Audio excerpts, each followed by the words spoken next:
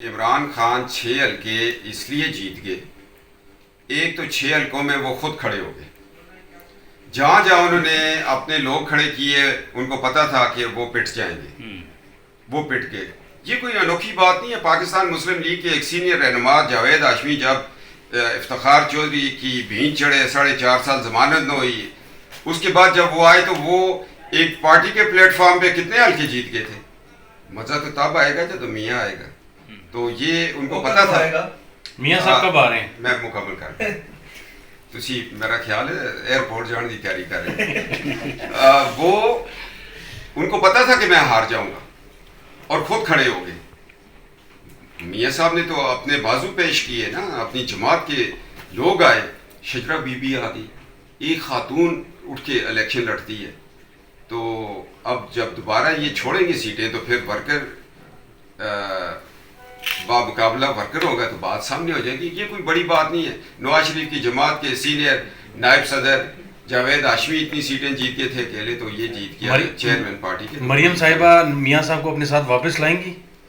جی پچھلی دفعہ تو لے کے آئی تھی، تو اس دفعہ بھی آئیں گی۔ پچھلی دفعہ تو جیل جانا تھا، تو اس دفعہ ان کو جیل بھیجنا ہے، آنا تو یہ چاہیے، میری تو خواہش ہے۔ کل کے ضمنی انتخابات میں شکست کے بعد بہت سارے آپ کے جو پارٹی کے ٹاپ کلاس کی لیڈرشپ ہے، انہوں نے کہا جی کہ ہم بغیر لیڈر کے یہ انتخابات لڑ رہے تھے۔ کیا انہوں نے شہباز شریف کے حوالے سے اپنے تفصیلات کا اظہار کیا کہ وہ لیڈر دیکھیں، نہیں ہے؟ شہباز شریف صاحب وزیر اعظم پاکستان ہے، الیکشن کمیشن کا ایک پابندی تھی، کوئی فیڈرل منسٹر نہیں گیا، ایم این اے نہیں گیا، تو یہ تو ورکروں نے اپنے زور پہ یہ الیکشن لڑا ہے۔ ہمارے اوپر ایک طرف پابندیاں تھیں، دوسری طرف جماعت کا ایک لیڈر پھر رہا تھا، چیئرمین پھر رہا تھا، خود الیکشن میں کھڑا تھا، اس نے سب کو اپنی کمپین پہ لگا دیا۔ اور اب یہ دیکھیں، رات کو میں اسد عمر صاحب جو جنرل عمر کے بیٹے ہیں، وہ کہہ رہے تھے الیکشن کمیشن بار بار خرچہ کروائے گا، تو بھائی جی تسی پہلے سوچتے نا، تسی 5 سیٹوں چھڑو گے تو پھر خرچہ تو ہوتا پھر۔ میں پوچھتا ہوں اعتزاز صاحب، ہم اسٹوڈنٹ ہیں لا کے، آپ ہمیں یہ پیغام دے رہے ہیں، پوری دنیا میں پاکستان کو بدنام کر رہے ہیں کہ جس ریاست کی کیبنٹ کا میں ممبر تھا، اس ریاست کے اندر فیصلے عدالتیں کسی پریشر میں بھی دے سکتی ہیں۔ انہوں نے تو اگر تو یہ بیان میڈیا پہ آیا ہے، وہ تو لوگوں کے ذہن میں ایک میڈیا کی پی ایل ڈی بنا دی ہے۔ میں یہ بتانا چاہ رہا ہوں اسلام آباد ہائی کورٹ کو، وہ ڈیٹیل فیصلہ آیا نہیں ہے، شارٹ آرڈر پہ انہوں نے اتنے بڑے ریمارکس دیے ہیں۔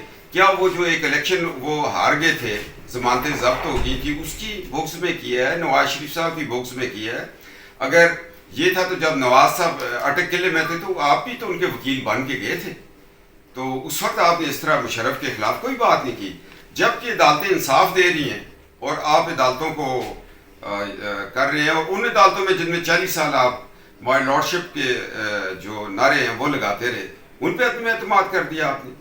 میں اس لیے آیا ہوں کہ یہ آ کے جہاں جواب دیں کہ فیصلے میں کہاں ان کو نظر آیا ہے، سکم ہوگا کوئی فیصلے میں ان کی نظر میں، اس کو کلیئر کریں، ہم بھی کلیئر کریں۔ اس طرح تو پھر آپ کے لوگ بغیر فاسدی ضمانت کے پنجاب نہیں جا سکتے، ان کے لوگ اسلام آباد نہیں آ سکتے۔